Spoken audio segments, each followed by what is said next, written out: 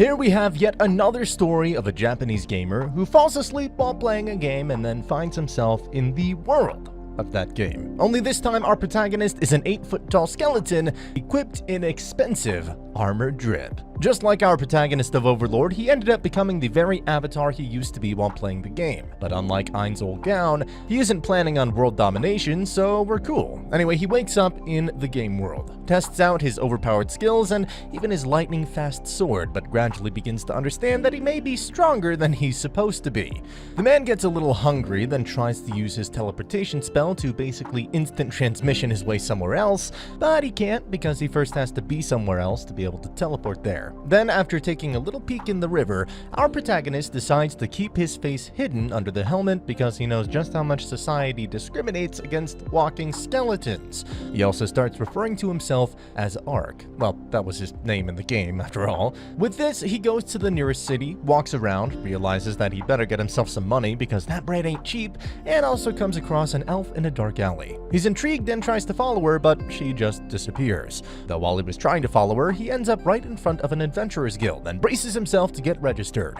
He's ready to start making some money, but looks like he needs to slay 3 beasts, monsters, or bandits because that's the requirement to get a license. Later, when he's done slaying a bull boar and an orc in the forest, he witnesses a group of bandits about to assault and abuse 2 young girls. First, he isn't quite sure what to do since he's outnumbered, but considering the nature of the situation he steps in, destroys them, and then burns their bodies. No hesitation whatsoever. As for the 2 girls, it's a noble lady named Lauren and her maid, Rita. While they dress themselves, he conveniently loots everything the bandits left and then accompanies the girls back to town. Of course, he gets his adventurer's license and also enjoys a good meal from the precious money he stole from the dead bandits. He's aware that this is going to be his new life from here on out, and he's already enjoying it. The following day, he picks up a quest which is basically to safeguard a young girl named Marka as she goes about collecting some medical herbs. Once he gets there, his client seems unusually hasty, but it turns out she just doesn't want her mom to find out that she's out there collecting herbs. Not because she's a bad parent, but just because she's become rather overprotective since her father died. During this, they encounter a wounded but cute fox-like creature who is then healed by Ark. This little guy develops an affinity towards Ark, so much so that Ark decides to name her Ponta and adopts her as if she's a Pokemon. Meanwhile, Marka's mom realizes what her girl has been up to, how she's out of the village, albeit collecting herbs, and her anxiety starts to go through the roof because there have been major talks about a particularly fearsome monster who lurks about in the forest.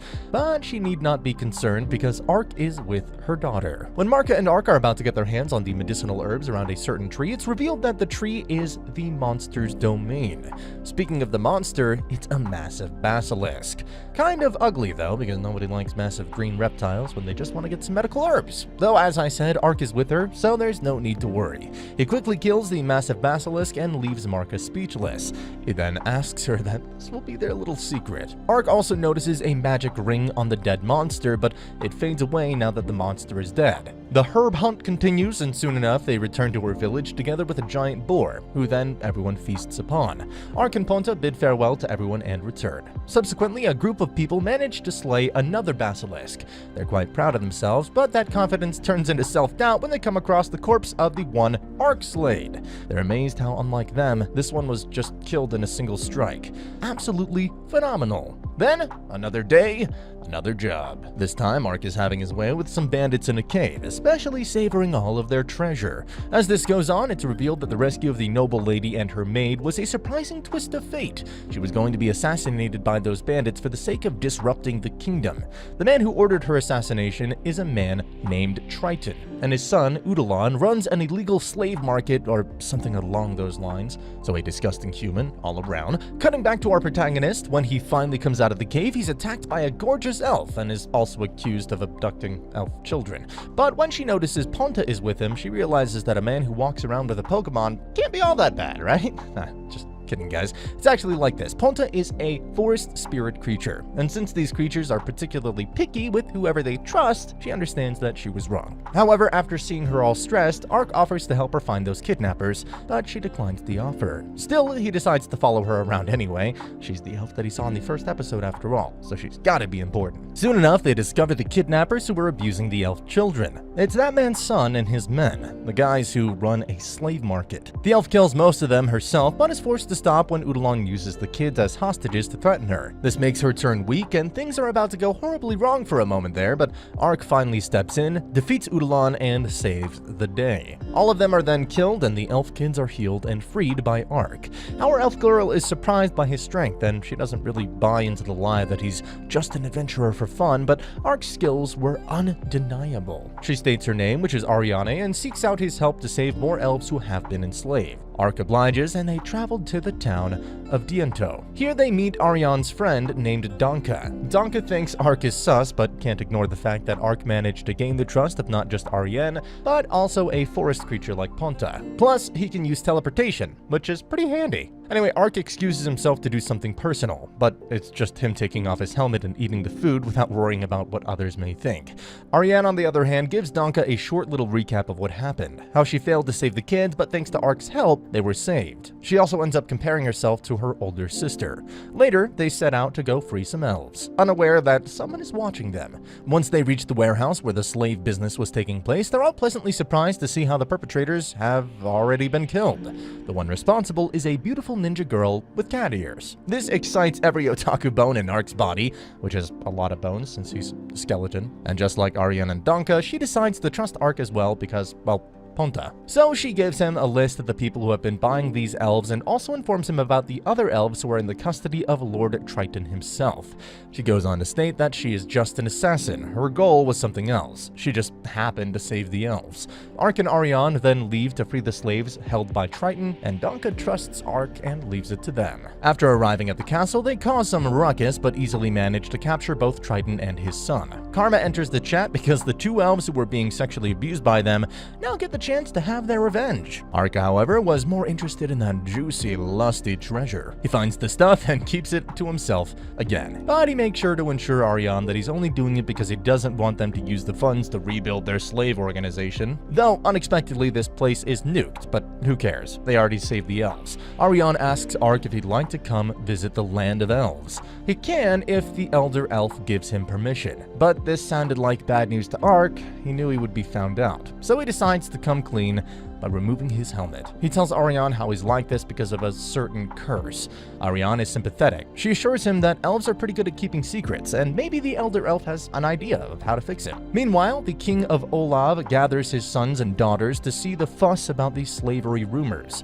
It could be bad because the king doesn't want to break the human-elf peace treaty. After thinking about it for a minute, they decide to get in touch, but what the king doesn't know is the hidden agendas of his sons. His daughter is kind of aware though. She knows that one of them is actually involved in the slave business, while the other just wants to expose him because of royal politics. The daughter seems like a good person though. She wants things to go well and begins her own preparations. Going back to the main characters, Ark and Ariane finally reach the land of elves. It was deep into the forest. There, Ark meets the elder, who is actually Ariane's father. He also meets her mother. They thank Ark for helping their daughter save the elves, but since the problem keeps getting bigger and bigger, Ariane and her father leave for the elven capital called Maple. They want to talk about this matter with the elders as soon as possible, and while they're away, Ariane's mother keeps Ark busy by having a lot of sparring sessions with him. She wants to know if he's strong enough to keep her daughter safe, and looks like he isn't, because this mom keeps beating him every single time. This was eye-opening to Ark. He finally understands how his high stats mean nothing if he isn't skilled and experienced enough to properly use them against other skilled individuals. Ariane and her father talk to the elders about the situation and how humans are using elves as slaves, but they really don't want to risk a war with the humans, which is why the best course of action seems to be to continue saving them in secret. Ariane is then told that her sister is going to get married. This catches her off guard, but she knows that unlike her, she's never going to get married. Ironically, the next time we see Ariane is when she walks in on Ark taking a bath. He is skull and bones, while she herself is in all of her naked elf glory. Still, even though she was the one who walked in, she blasts Ark away because him being all bones caused her to panic. Well, it may have been awkward, but hey, at least they're getting closer. Moving on, her father officially appoints Ark as her helper. He also genuinely wants to help him cure his curse, which is why the elder tells him about a pool of magic that may heal him. However, he'll have to go all the way to the territory of the Dragon Lords and walk through the most dangerous dragons in the world. That's how he'll find the spirit tree and then the magic pool. Sounds like quite the hassle, which is why he starts wondering if the story he himself made up is actually true. Is it really the curse? So he tries using a curse-breaking spell on his right hand and is surprised to see that his right hand momentarily returns. Bingo! Yes, he's cursed, and that magic pool can definitely make him human again. After this, he and Ariane head to the kingdom's capital whilst hunting slave owners on the way, though during their travels they're warned about haunting wolves who enjoy attacking travelers. Then there is the king's daughter. Her name is Juliana, and right now she's on her way to Limbold, a city that has close ties with the elves. Her elder sister is married to the ruler of this place, and so she wants some insights on their current situation. Back to Ariane and Ark, she seems like she's ready to hunt down some of those wolves because a bridal veil made from their fur would look, quote, real good on her sister. And sure enough, they're welcomed by the wolves sooner than later. Ark is immediately intrigued when he sees a magic ring on their leader. It's just like the one he saw on that basilisk. He ends up destroying the ring, which somehow causes the wolves to basically just excuse themselves and leave. This confirms Ark's suspicion that the rings are what's causing the monsters to behave suspiciously. Ariane, though, is already getting some of their fur. As this goes on, Ponta senses some trouble in the air. He takes Ark somewhere, but they're already too late. The king's daughter, her maid, and her guards have all been killed by assassins. The assassins were still there, and so they tried to attack Ark, but his armor was more than enough to keep them at bay. He easily kills them, even the wolves show up to help. Though, what happened next was basically cheating. Ark uses a rejuvenation spell on the king's daughter and her companion, and just like that, they're brought back to life. He sneaks away before they fully retain their consciousness. He ends up overthinking what he did, if using a spell to resurrect the dead was even the right thing to do. Moving on, they reach the capital city of Olav, and also come across the cat-eared ninja girl. Her name is Chiome, and she's part of the Jishin clan. Right now, she's an evangelist wandering around in search for members of her clan that have been taken captives by humans. During their talk, she ends up questioning Ark about his knowledge of the word ninja. The founder of their clan, a man named Hanzo, is the one who came up with this name, so it doesn't make sense for a random person like Ark to know. This little piece of information leads Ark to believe that the founder of the clan must have been a Japanese guy, especially since his name was Hanzo. Chiome then requests their help, and Ariane gives her a thumbs up. Elsewhere, the king's son, who's involved in the slave trade, doesn't like the fact that his sister wasn't killed by the wolves or the assassins. As for the gang, Chiome wants the other two to make a big scene while attacking a certain slave market so that she can use the commotion as an advantage to invade other markets. She also introduces another ninja named Goemon. At this point, Ark has started seeing the pattern, how Hanzo used the names of famous ninjas from back in Japan in his clan. Though unlike Chiome, Goemon isn't a cute girl. He's a massive, bulky man, almost the same size as Ark. The two of them first try to challenge each other, but then quickly become best buddies. Even when invading the market, they try to see who can take out more guards, but boys being boys, they go overboard. Chiome and Ariane simply watch. The king's evil son is told about the attacks on the slave markets, so he ends up sending more soldiers to tighten up security, but they were no match for the girls. Ariane and Chiome continue freeing more and more slaves. Goemon was doing exceptionally well, so well that he decided to send Ark to join the girls, because he was enough to hold off the reinforcements. They succeeded in freeing the beast people. However, neither Ark nor Ariane, nor even Chiome, could have imagined the sorry sight they were about to see next. In their search, they come across a cell full of corpses of slaves who were left to rot because they were either old or ill.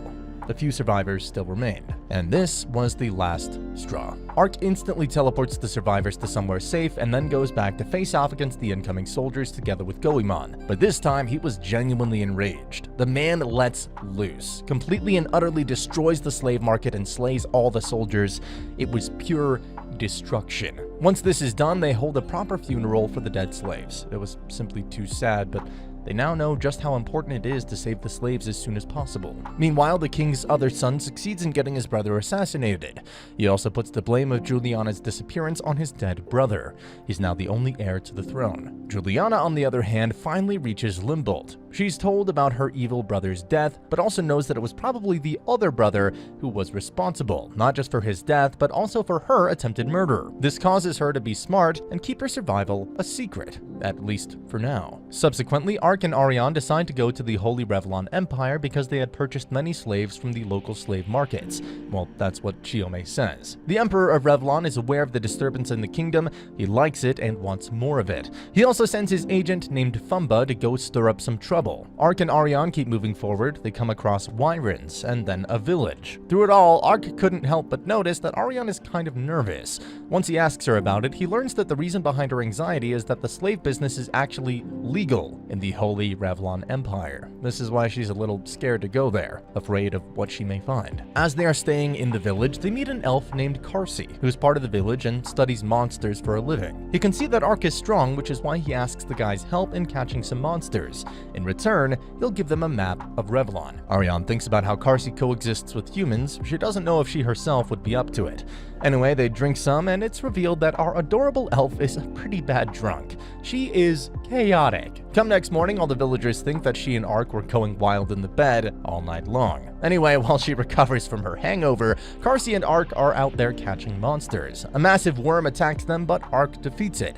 It was definitely abnormal in size and also had a ring on itself. Later, Karsi talks to Ariane about how he also used to hate humans, but he changed his mind after seeing the city of Limbolt. Humans and elves coexist there, and it's wonderful. Also, about the abnormal size of the worm. Looks like it's the Emperor's agent Fumba. He's been feeding slaves to the monsters, which is causing them to grow unusually large in size. He also abducted some villagers, all on the Emperor's word. Be that as it may, Ark and Ariane reach the border to search for the captured elves. They part ways to cover more area, and when Ark hears about the strange cries that can be heard coming from a certain fortress at night, he realizes that this is where they should be looking. He also ends up rescuing a girl from getting kidnapped. She's kind of cute and also very fond of Ark for saving her, but if there's someone who doesn't like it, it's Ariane. Though, about the kidnappers, they were working for Fumba to get some people who can then be fed to monsters. And since they couldn't kidnap anybody, he feeds them to his tiger. Going back to the fortress, it's revealed that the slaves were brought here about 4 months ago. There's an underground chamber and everything.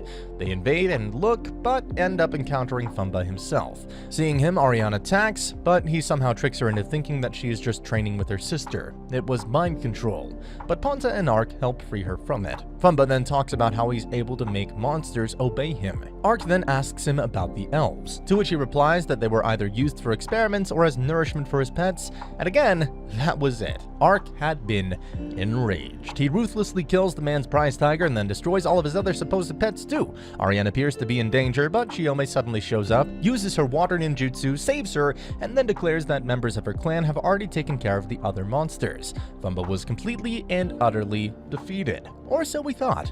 Truth be told, his greatest monster was still lying dormant, so just before he flees, he states that his greatest monster is about to wake up. Ark then teleports them all outside of the fortress, where they witness a massive 5-headed hydra.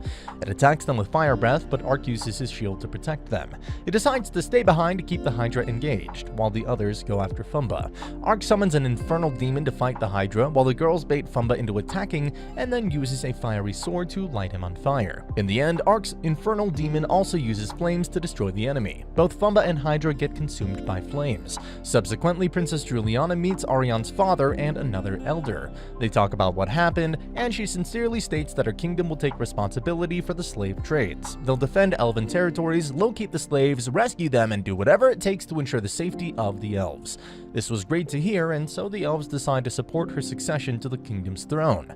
Ariane also learns of this development, but she starts wondering about what she should do next. Both Ark and Chiome tell her to just relax a little bit. And the king's son is pissed. Not only because his only sister is alive, she actually succeeded in negotiating with the elves. And this was bad news to him. The Emperor of the Holy Revlon Empire was so pissed too because Fumba and his monsters were violently destroyed. Just before the story ends, Chiome gets a look at Ark's actual face.